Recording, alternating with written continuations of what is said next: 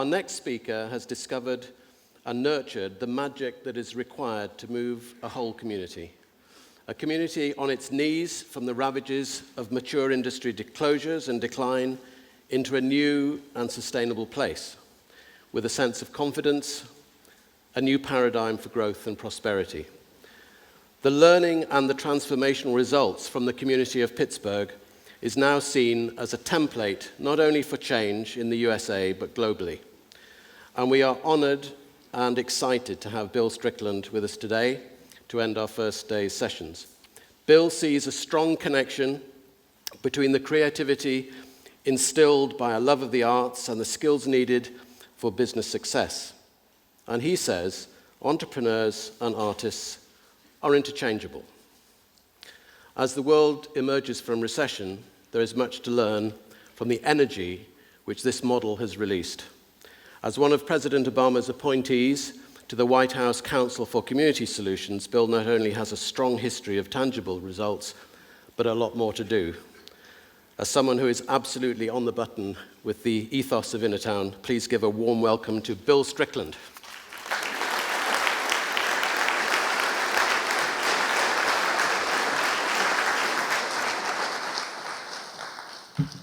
I'm very aware that I'm the last speaker between the bar and me.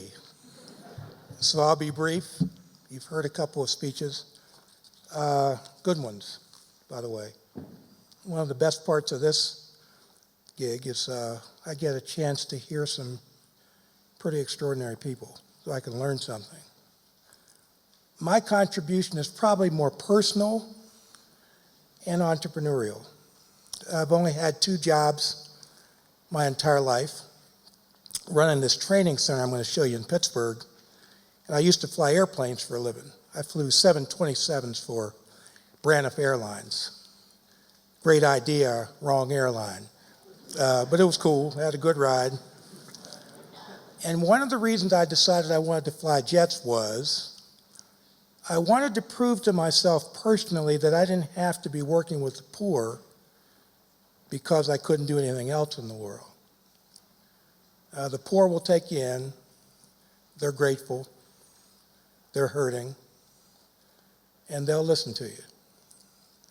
But I decided that since I was going to spend, for whatever complicated set of reasons, my life with people who had no hope, I wanted to know psychologically that I was doing it because I chose it, not because I had to do it, which in a funny way released me to spend the rest of my life doing exactly the work I'm going to show you some pictures about. The speech is brief, it's all pictures, there's no bar graphs, no charts. I've discovered that people remember pictures after they've forgotten bar graphs. So I took pictures of what I do for a living. I lost a job with the airlines, not through any choice, but sometimes when a door closes, another one opens up. And had I never lost my job flying jets, I probably never would have built this center, and my life would have taken a very different path than it's taken. Also, my life and my work nowadays are exactly the same. Once upon a time, I was a poor kid growing up in a black neighborhood in Pittsburgh, Pennsylvania, flunking out of high school. My academics were poor. My life was going the wrong way. But I happened to be walking down the corridor of our high school, and the art room door was open, and the art teacher in the school was a potter. We had one potter's wheel. The guy made a great big old bowl. I'd never seen it done. It was magic. I stood there at the art room door with my mouth hanging down, and he turned around. He says, "Can I help you?" I said, "What is that?" He said, "Oh, that's called ceramics." I said, "Well, I want you to teach me how to do that." He says, "Well, get your homeroom teacher that says you can sign a piece of paper that comes here, and I'll teach you pottery." So for the remaining 2 years of high school, I cut all my other classes, and I went to the art room, but I was smart enough to give the teachers whose classes I was cutting the pottery I made, and they gave me passing grades, and that's how I got out of high school.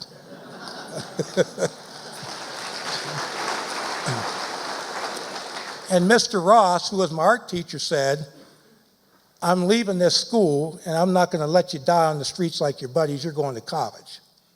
So Frank Ross insisted that I enroll in a college. So he kept riding me until I filled out a college application, which I wrote out in pencil, put it in an envelope and sent it to the university, and they sent it back saying, you got to pass something in the States called the Scholastic Aptitude Test.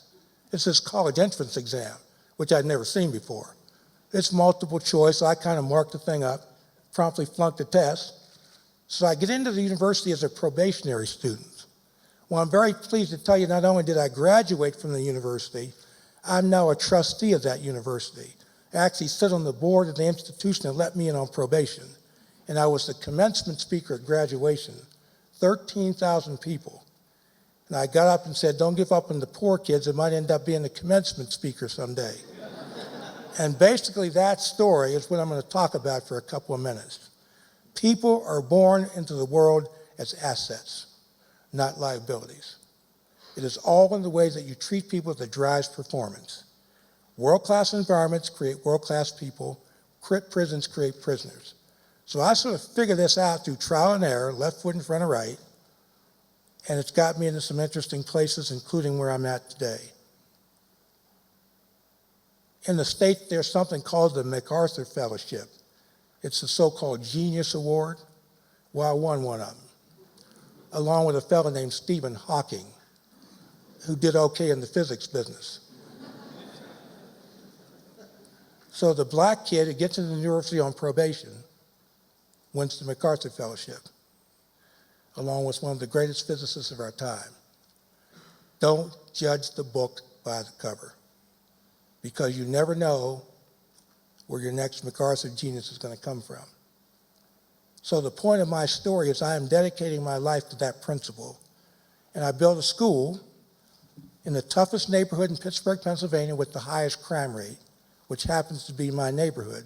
My whole 63 years in life is 6 city blocks. I was born in that neighborhood, I'm gonna die in that neighborhood. And the point is that I wanted the kids to know that you don't have to go to the world, you can bring the world to your neighborhood, and you can do fine. In high school, Mr. Ross took a bunch of us kids to see a very famous house done by an American architect named Frank Lloyd Wright. You ever heard of him? He did pretty good in the architecture business. And Mr. Ross took a bunch of us kids in his van. So here's this Italian guy with these black kids in his van, and you get down through the woods and you come out into this clearing, and there's this fabulous house sitting up on a boulder with a creek running right down to the middle of the house. And I looked at that and I said, in my neighborhood, we spend time trying to keep the water out of the house. This guy's got a creek running right down to the middle of the place. That's an interesting way of looking at water. The other thing that fascinated me was the quality of the light that enveloped the house. And I said, if I can get that light into my neighborhood, I'm halfway home. So I committed myself to building a Frank Lloyd Wright building before I left the planet, and I did. I'm going to show it to you, because I hired one of his students. So I built a Frank Lloyd Wright building in the highest crime rate neighborhood in Pittsburgh, Pennsylvania, and it's turned out to be quite a story. Now, if you guys ever come to Pittsburgh, and you're all invited, you'll fly into Greater Pittsburgh International Airport. Our building was the scale model for the Pittsburgh Airport. So it's kind of famous, as you'll see. That's the building we built. This is my concept of what a training center for poor people is supposed to look like. It's very high design, it's very high quality. It has a fountain in the courtyard. The reason it has a fountain is I always wanted a fountain, and I had the checkbook, so I bought one and put it there. But the concept was, now that I'm getting to be a big shot, giving speeches at InnoTown and this and that, we had a bunch of rich people come visit my center, and they said, well, what was the motivation behind the fountain? I said there were 2 motivations. The art museum has a fountain because they think the people that go to the museum deserve a fountain. Well, I think the poor kids deserve a fountain too. Number 2, water is life. Wherever there's water, there's hope. So this becomes a very powerful symbol of how life ought to be for everybody, not just rich people who go to the museum. That's the entrance to our building. Now, Pittsburgh is gray from November to May, pretty much every day. But even on a gray day, the building is flooded with sunlight. Why? Poor people are always in the dark in their heads. When you're poor, you don't notice that the sun comes up any morning because you don't have any reason to look at it. So the theory of my center is I wanted to take the poor people out of the dark and put them in the light and let them know that the sun's for everybody on the planet, not just rich people.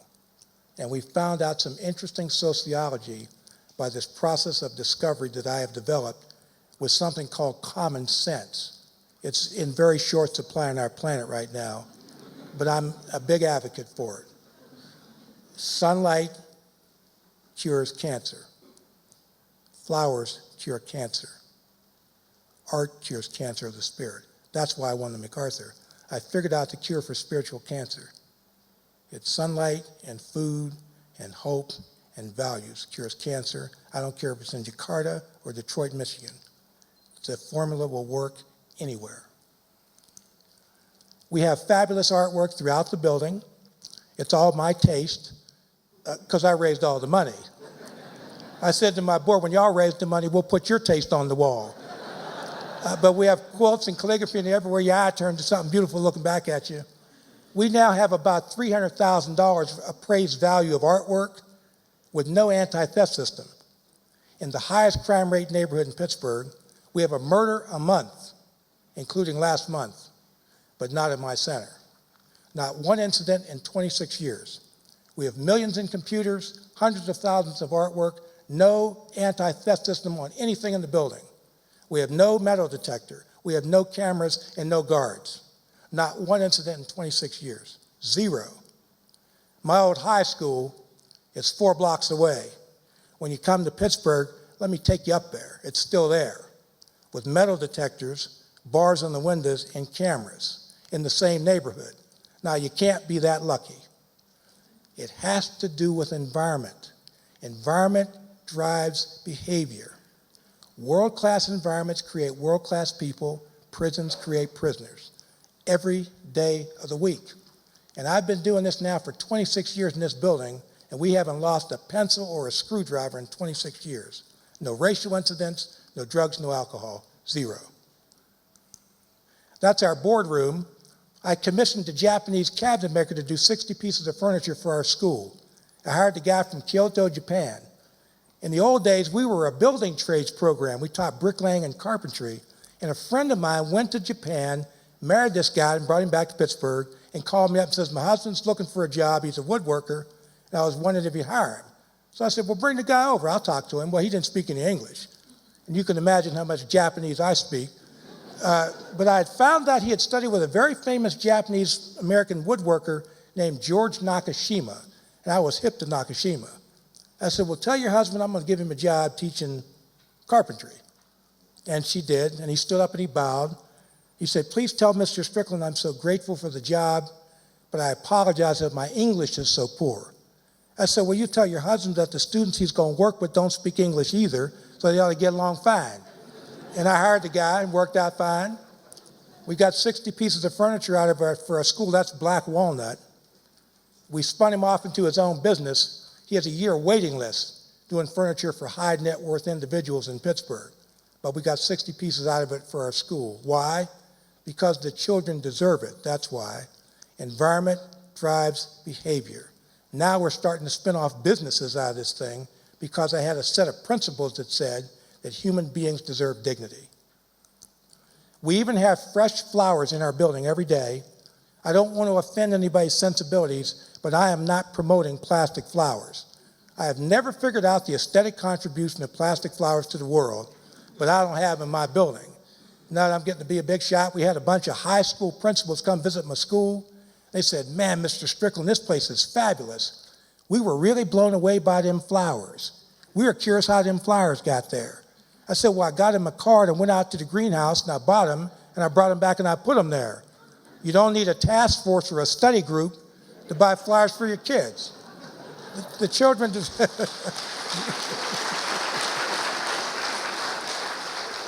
the children deserve fresh flowers in their life. The cost is incidental, but the gesture is very significant. People are a function of little stuff.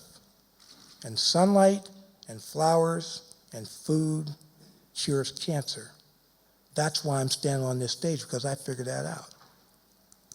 That's at Christmas time. I hope you eat Heinz ketchup in your hometown, wherever you live in the world. I don't know where your politics are about ketchup, but I stand with ketchup. In the old days, before I got real sophisticated, I had a cardboard box built in my school, and I had it in a garbage bag.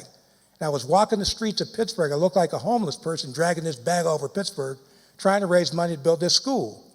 And I got called into the office of United States Senator John Heinz, who was the heir to the Heinz ketchup fortune, which was like going to see the Wizard of Oz, because he had about 600 million at the time, and I had about 60 cents.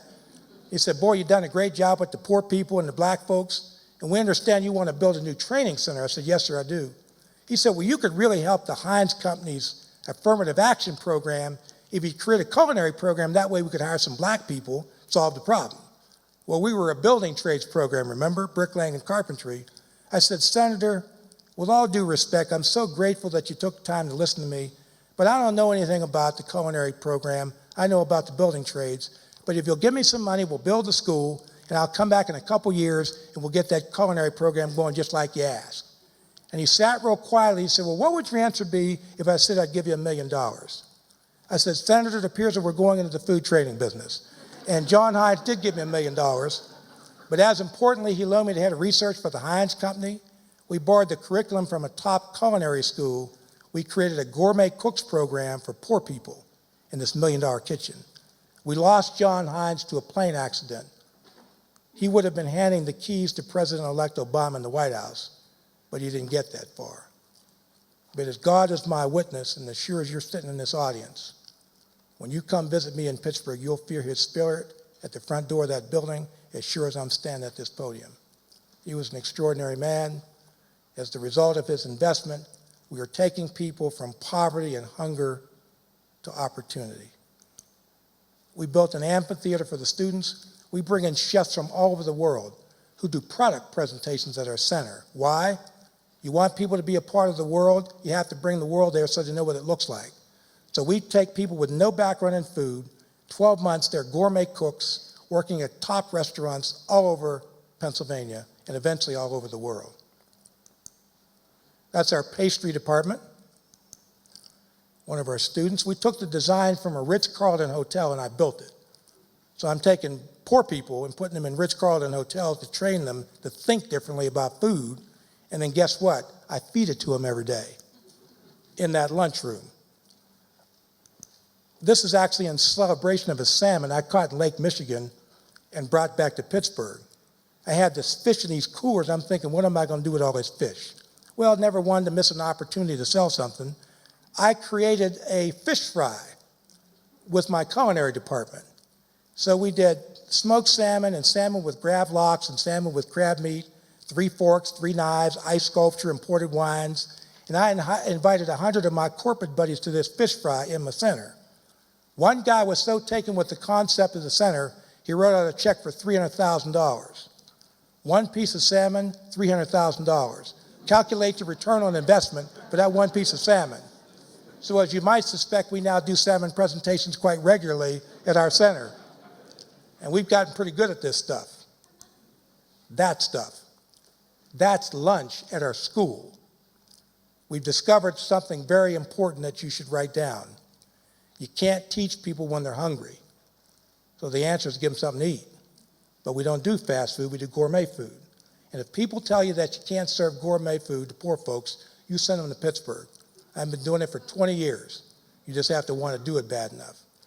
Good food's for everybody on the planet, not just people with wealth. That's a myth. You can do this. I learned how to do it with the Heinz Company. We don't have to be eating like this. We emphasize color and texture and presentation. Do you see the intersection of art and food? They're related, guys.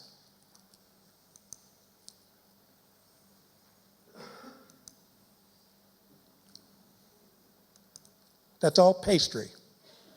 I actually sat down and ate a whole basket one time. It was very good.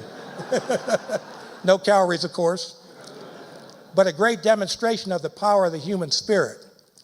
You build world-class facilities for poor people. That's what they're doing in 6 months in a black neighborhood with a high crime rate in the middle of Pittsburgh. That's our dining room. This is my version of what a cafeteria is supposed to look like for children. We also train pharmaceutical technicians for the pharmacy industry, big time.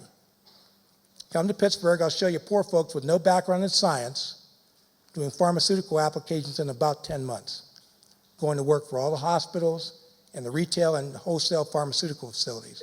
We figured out the connection between science and self-esteem. They're directly connected. People who feel good about themselves can learn science. People who feel good about themselves can learn anything. But you have to create an environment that creates the expectation for performance every day. Those are some of our chemical students. Some of you will recognize some of these names. I trained poor people to be chemical technicians for Bayer, Calgon Carbon, Nova, Alcoa, PPG Industries in Pittsburgh, Fisher Scientific.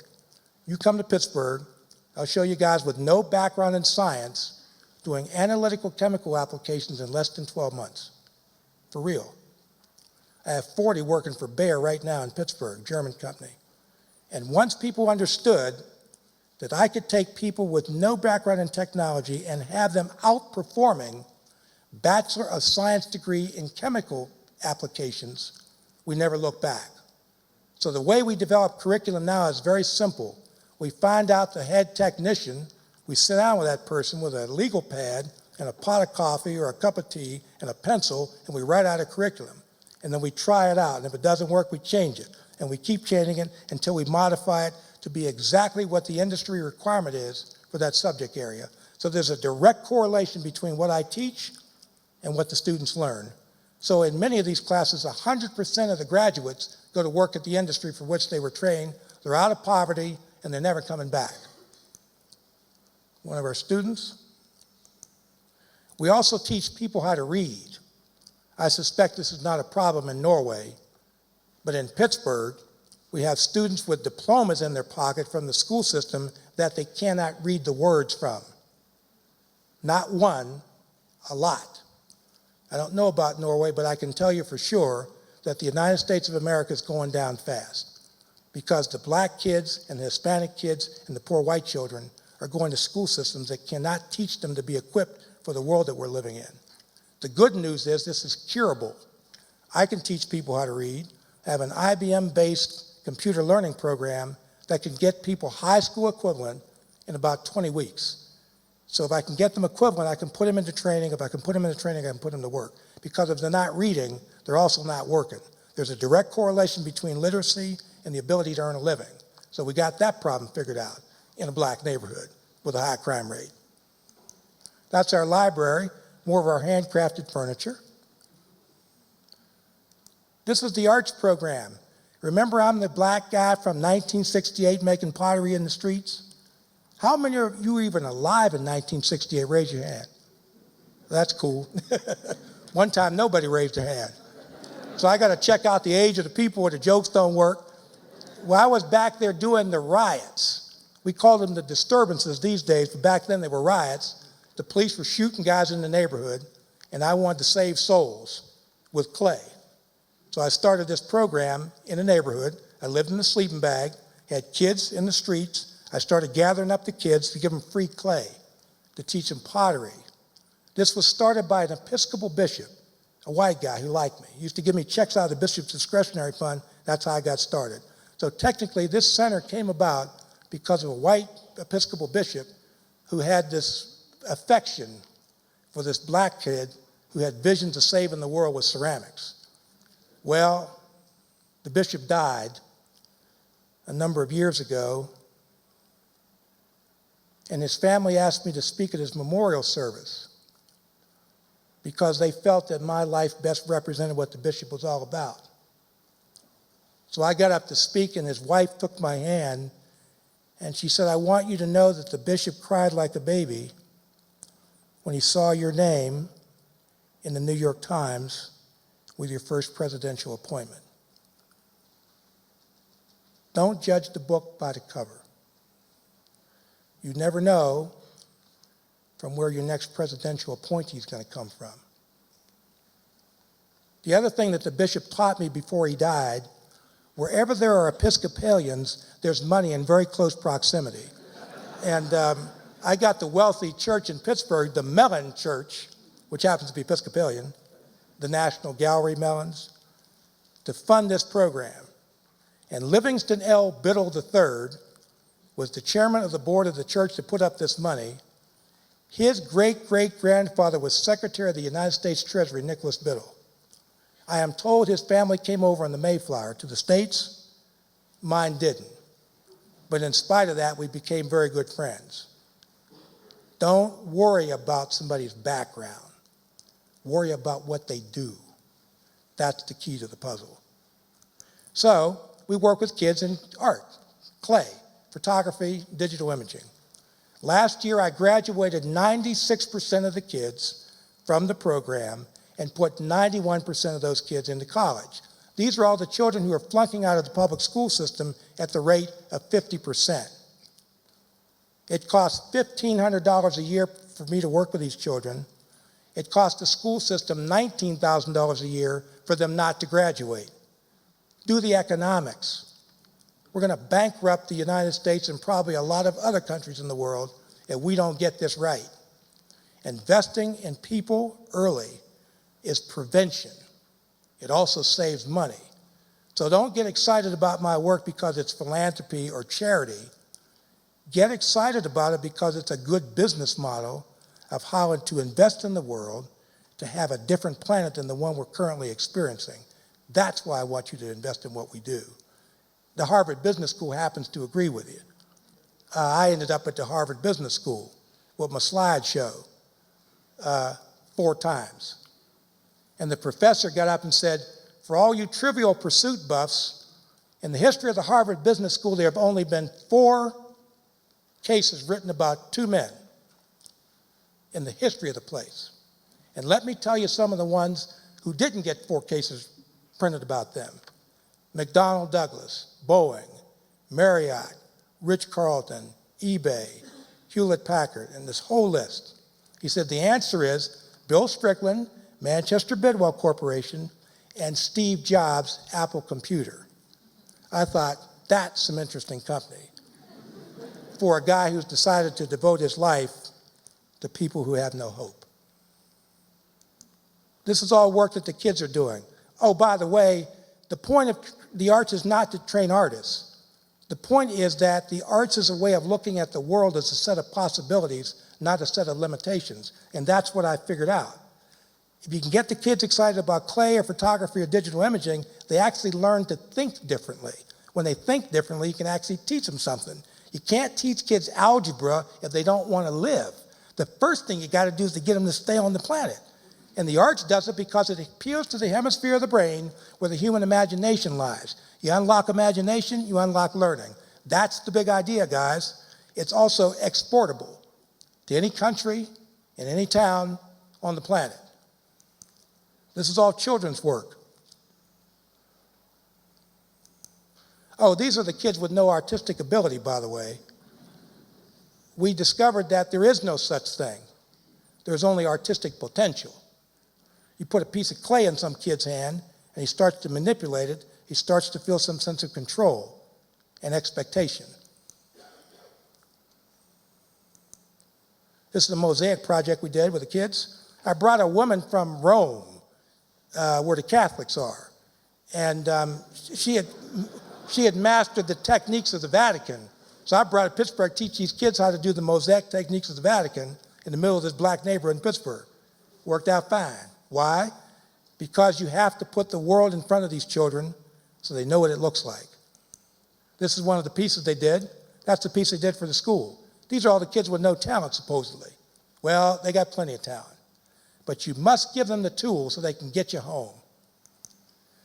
We also do photography, both for film and digital imaging.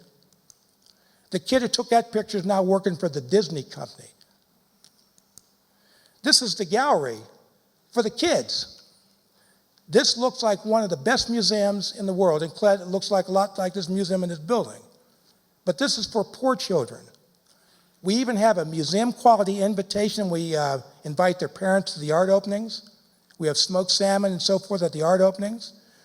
You never know when there's a catering opportunity lurking about. But we also wanted to establish the principle that the children deserve celebration. So these are elegant events.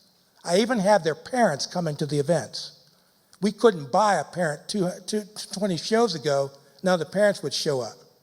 Well, one of my buddies got off into saving souls for Jesus, you know, dragging guys out of bars with a Bible and all that kind of stuff. I said, I want you to come work for me. You got to tone down the Jesus stuff, but keep the enthusiasm.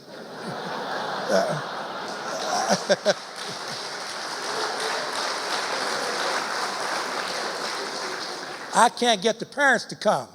He said, I'll get them to come. So I took the keys to the van and went to Miss Jones's house. And Miss Jones, I knew you wanted to come to your kid's art opening, but you probably didn't have a ride. So I came to give you a ride. 20 parents and 40 parents. The last show, 200 parents. And we didn't pick up one parent. Why? Because now it's not cool not to show up and support your kids at the art opening at the Manchester Craftsmen's Guild, or people think you're a lousy parent. There is no statistical difference between white mothers and black mothers and Asian mothers and Hispanic mothers. Mothers will go where their kids are being nurtured every day of the week. So we got that problem figured out. This is actually an old slide. Before I got real fancy with my little PowerPoint, I actually had slides in a box with duct tape on the corner and a slide projector. And I got called out to a place in the States called the Silicon Valley. So I showed up with my slide projector, and these people looked at me like I was from Pluto. But that's cool. I blew off the dust, plugged in my slide projector, did my little presentation, worked out pretty good. The lady come out of the audience, she said, man, what a presentation. My only criticism is your computers are getting a little bit old. Well, I ain't no high-tech guy. They all look about the same to me. I said, well, what do you do for a living? She said, oh, I help run a company called Hewlett-Packard.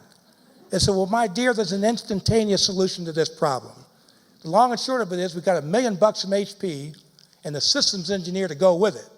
And we now have one of the hippest digital imaging centers east of the Mississippi River in the United States of America. But I keep this slide in here for nostalgia reasons. And you never know when an Apple representative might be in the audience.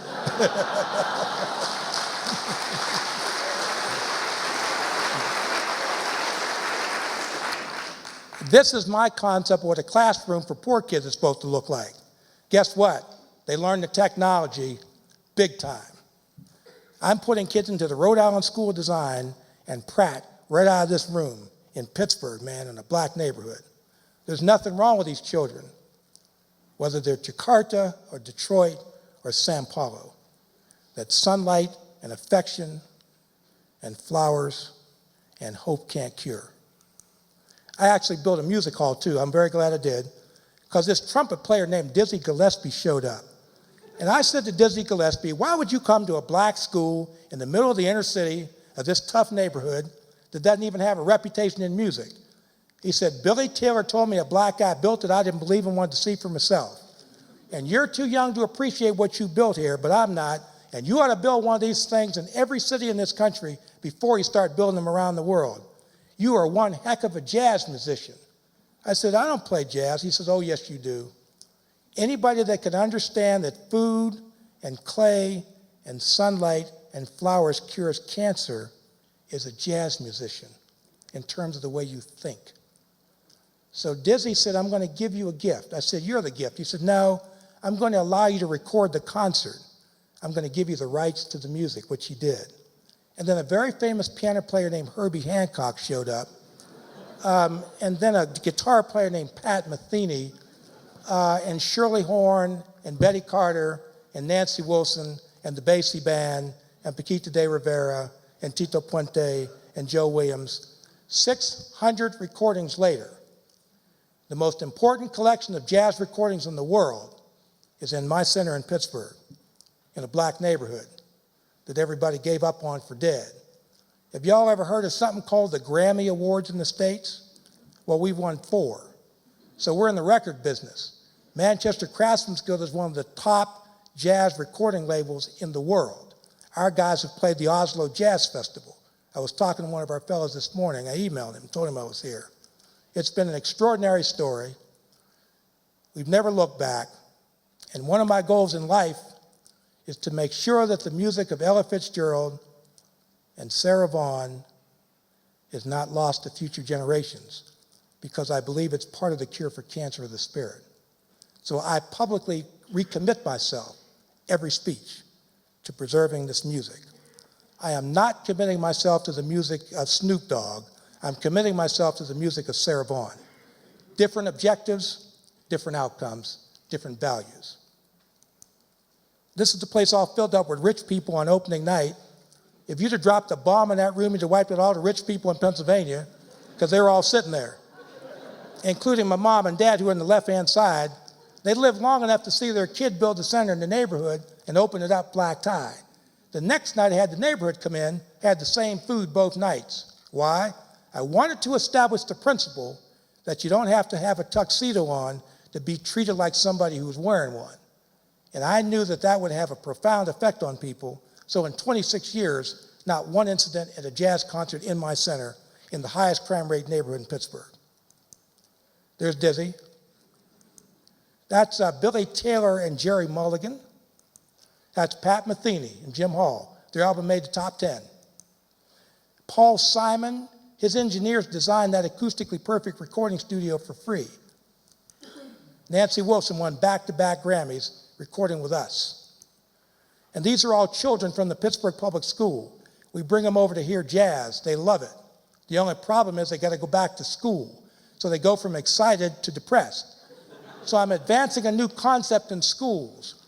Why don't we start building schools that kids are excited to go there? Because if they're excited, you can teach them something.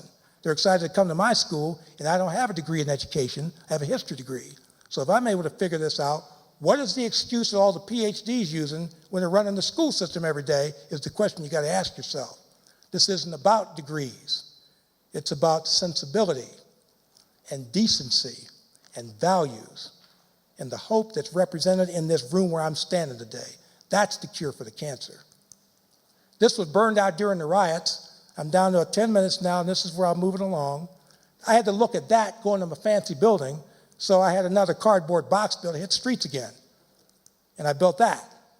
It's a medical technology building. My real estate buddy said I did pretty good. I pre-sold the building before I built it, which is apparently the way you're supposed to do real estate.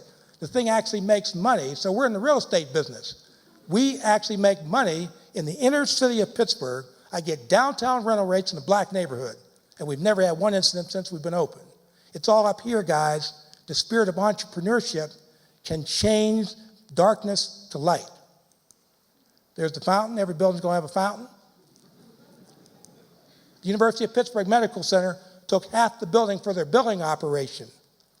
You know why? Because I kept pestering the guy who ran the medical center till he agreed to come over and see me. Here's the business principle. Jeff Romoff is this Jewish man who eats nails for breakfast.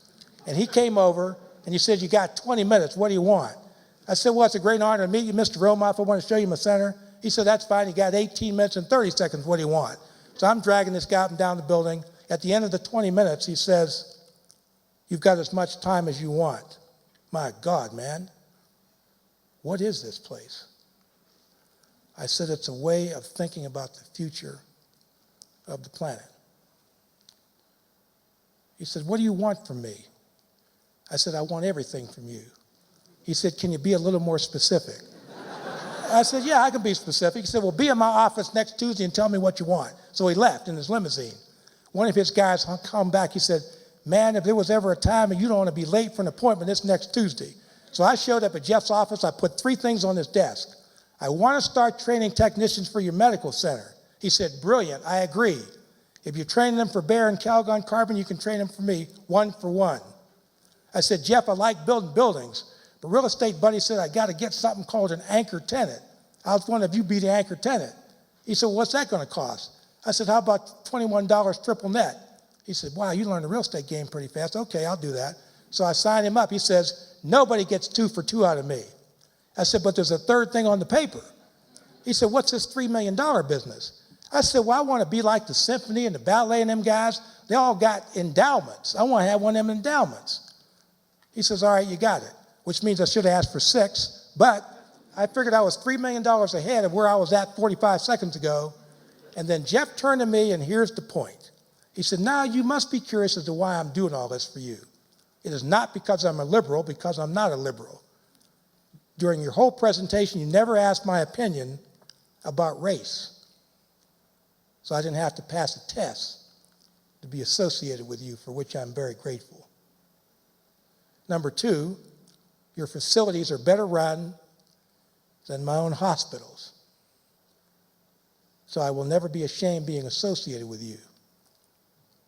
And number three, you don't believe in poverty any more than I do.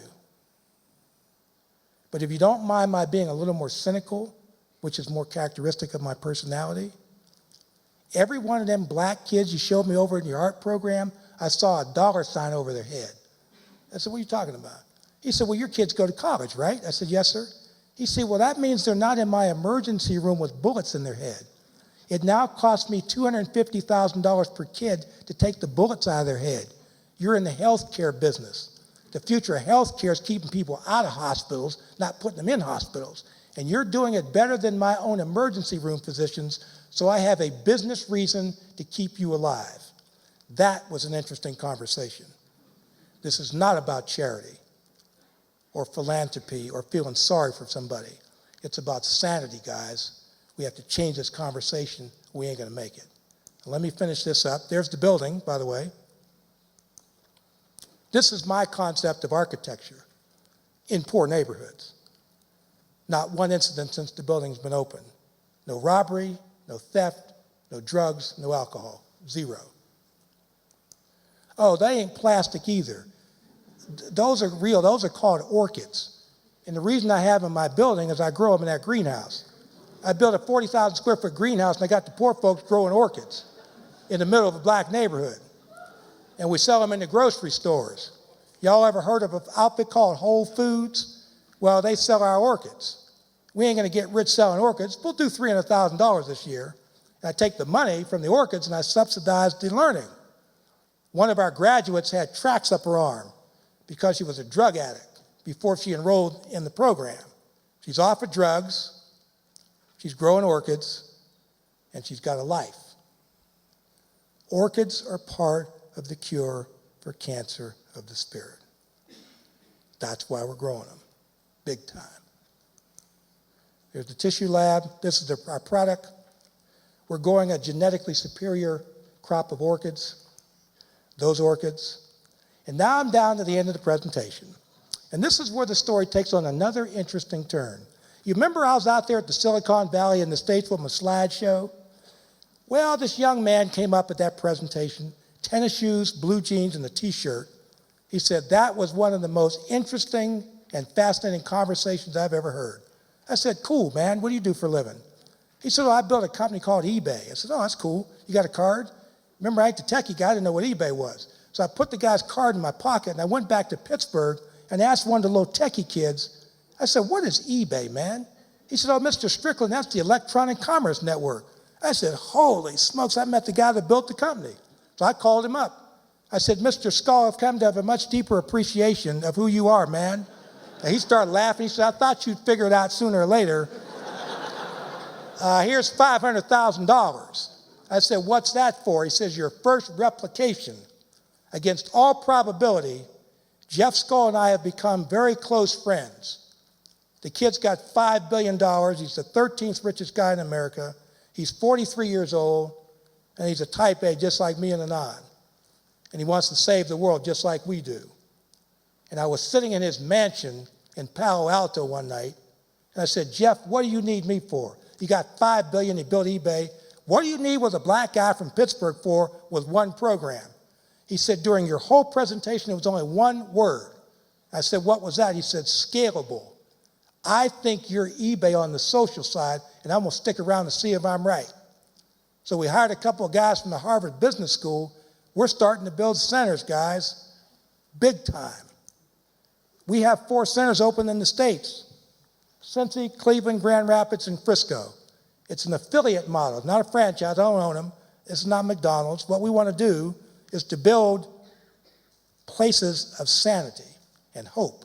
I'm getting the same results in every center as we're getting in Pittsburgh. There's the space in San Francisco. It's smaller than Pittsburgh, but the same value proposition. There's Jeff Skull, Mr. eBay. Billy Wong and the kids are doing digital imaging and film with George Lucas Studios in San Francisco. Got it figured out. This is Cincinnati. We cut the dropout rate to 6% in Cincinnati in 24 months, and I don't live in Cincinnati. I live in Pittsburgh. There's the gallery. There are the kids. These kids turned this into a business, $10,000 a mural all over Cincinnati, got the problem figured out. These are the outcomes we're getting with these children. You get the government embracing this concept will solve the problem immediately. This can be done in our lifetime. If I didn't believe that, I wouldn't be standing at this podium. So I hope you get a very deep sense that I'm in a very big hurry. This is the one that's open in Grand Rapids. The man who built it died of leukemia 3 years ago. And he called me from the Anderson Cancer Center and he said, I want you to know, when you talk about the center, don't tell them how much money I made with Steelcase.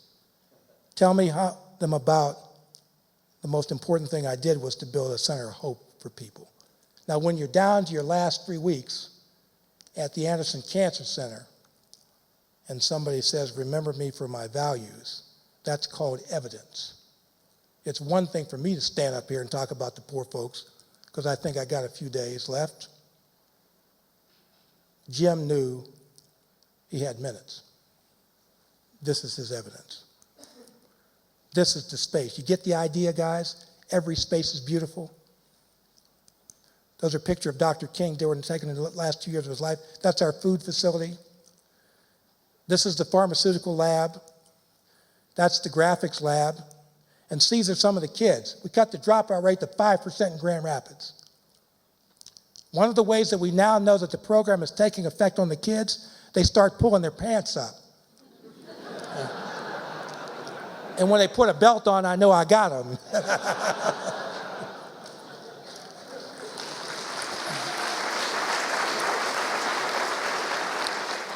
These used to be called poor people. You know what they're called now?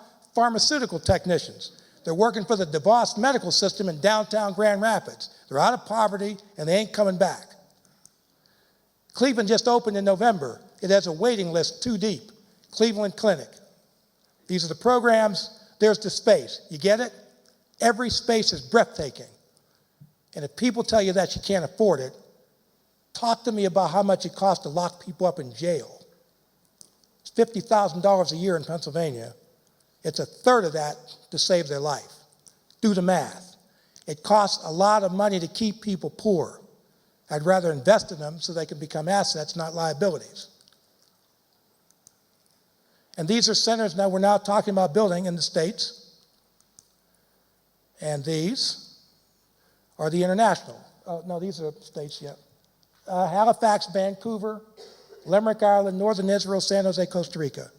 The goal was to build 200 centers yesterday in 200 centers, 200 cities around the world right now. I have a book out. Buy the book. It's a great book. It's big type. It's real short. And you can get it on Amazon. Because every time you buy a book, it gets me closer to getting on the new Oprah show.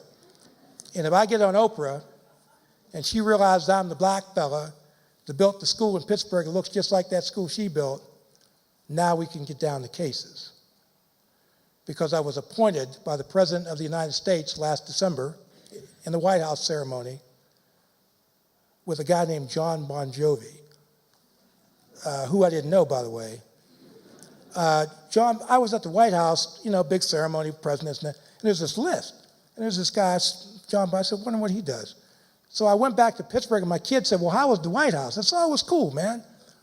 Do you ever heard of some guy named John Bon Jovi? She said, Dad, I hope you didn't tell the president that you didn't know who John Bon Jovi was. I said, no, I kept my mouth shut. Well, I found out who he was. And here's where I get lucky. 3 years before meeting John Bon Jovi at the White House, his chief of staff had seen my slideshow and told him about it. He said, well, if I ever go to Pittsburgh, I'd like to go see that guy. That was last month. Bon Jovi walks in and says, my God, you're the guy in the White House group. I said, you are too, man. I gave him a tour. He said, I finally found the cure for poverty. I'm standing in it. So before I got on the plane to come over here, John Bon Jovi and I and the mayor of Newark, New Jersey, Cory Booker, had a meeting. We're going to build a center in Newark, just as sure as I'm standing here. And my goal is to get Jeff Skull and Cory Booker and Bon Jovi and the president and a whole lot of other people to change this game. And now finally, I have taken to confessing publicly, for reasons that I'm not exactly clear about, that I have a weakness, personal weakness. I suffer from a form of depression. I didn't realize it for a long time. It's called situational depression. My mother, before she died, implanted a gene at the base of my brainstem that prevents me from blocking out images of human suffering. So when I'm watching the BBC or CNN at 3 o'clock in the morning, and I see these children in Palestine who have no chance, or the kids who were blown up because of some insurrection, or lost their mother in a tsunami in Japan, or eaten out of a garbage dump in Sao Paulo, I don't know how to block out that suffering because I have the temperament and sensitivity of an artist. I was in Israel, as sure as I'm standing at this podium, man, with Muslims and Jews with the pictures. And there was one Muslim guy with a kaftan on who looked at me like he wanted to cut my throat. And I kept talking. And at the end of the presentation, he reached under his tunic and he put these beads on the table.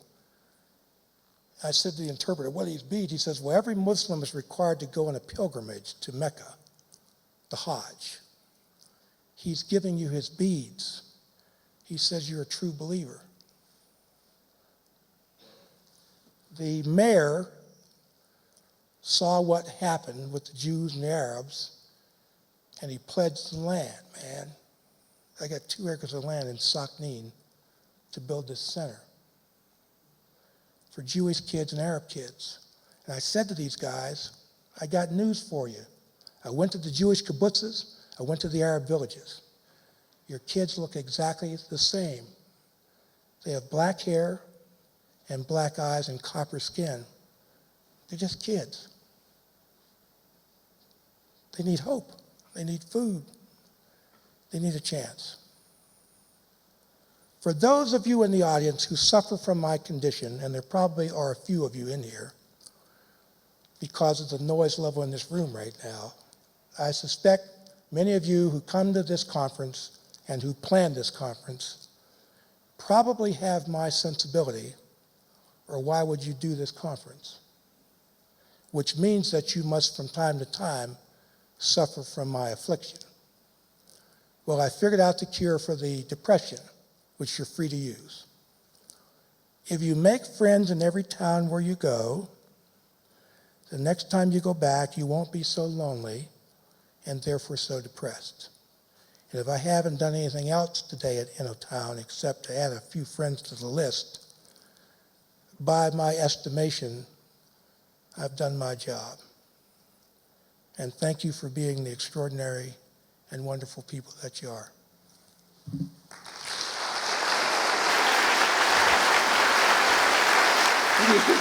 Shut up.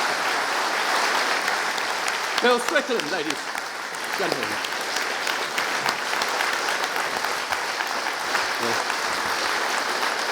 Yes, fantastic.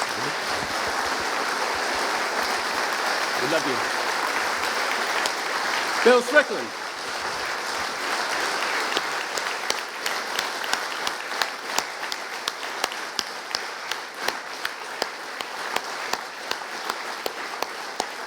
Well, what a start to InnoTown. I'm not sure what we do after this, in a way. I think we used the phrase blown away early on. I think we're a little blown away. I have to do some few short announcements. After that, I'm not sure what to say, really, but we're in for a treat tonight. I just have to remind you to bring your identity badges with you. It's a very good reason, because if you don't bring them with you, you might not get into the party, and that will make you cry, and it will upset us all. You've got the map, and it's at number 2, Apothekertorget, which is, can I translate that into, it's a pharmacy store, a really small one, and it's only the first 3 that get in that's going to have the party, so you've really got to be there. So at 8 o'clock this evening, and could I ask the men not to come in high heels and miniskirts, as the cobblestones and the occasional draft may disturb you. So no high heels and cobblestones for men, and the girls just dress warmly as well. Bring your identity tags, I'm keeping reminding you of that. And tomorrow we have a jump start upstairs from 9 a.m. and then we get in our seats for 9:20. And we look forward to a fantastic party this evening. So with that, and let's give Bill just another warm round of applause.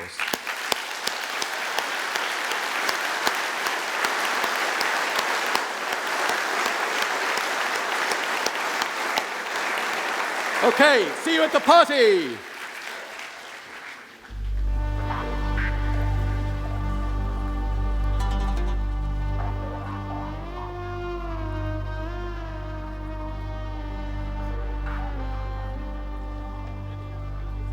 Thank you.